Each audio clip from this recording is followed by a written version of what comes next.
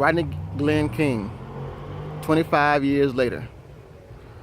For those that don't know, Rodney King was an African-American male who got brutally beat up by the Los Angeles Police Department, and it was caught on video.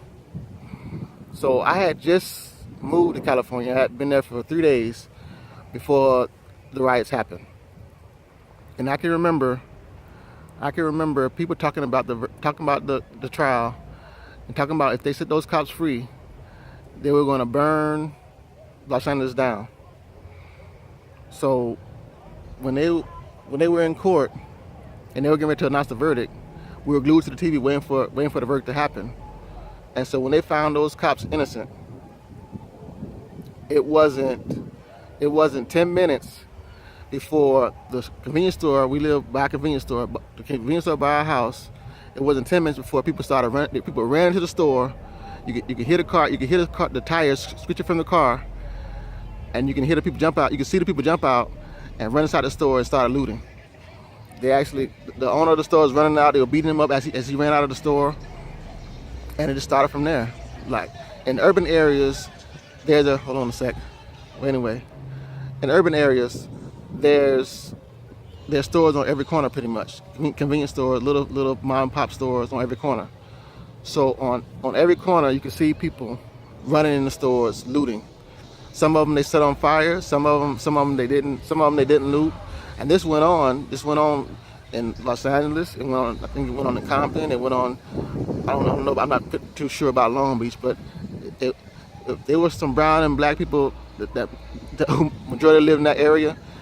They were looting those stores, and it was crazy. It went on from the ending of the verdict to all the way up to that night and on to the next day. And so, as a 17-year-old, I can remember I wasn't afraid. I was kind of not afraid, but upset about the verdict, and happy that people came together to burn the city down. You know, it was a good feeling, you know, because enough was enough, you know. But it's 25 years later, and we still have cops brutalizing and killing African-American men and getting away with it. This is the truth of the matter. It's sad. Guys riding their motorcycles around here in Delray Beach. But it's still going on 25 years later. So now, looking back now, I don't agree.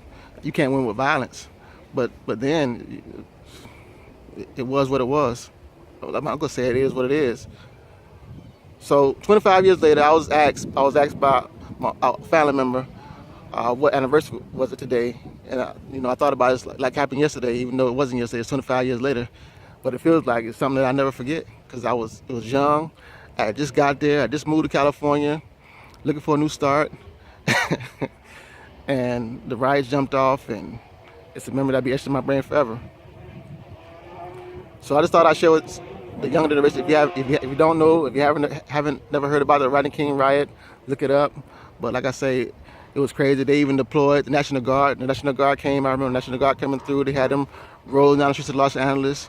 They had armed people from the Army with semi-automatic guns, ready to shoot.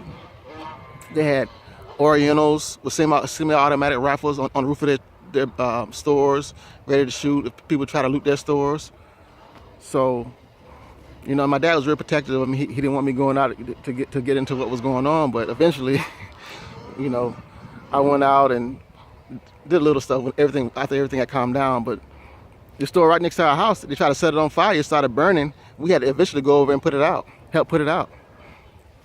So it was crazy. Like I said, it's something that I'll never forget, and never forget the anniversary because I just moved there and I was 17. It was crazy.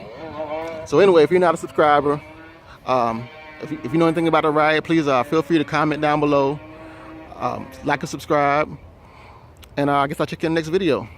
You be blessed. Bye bye.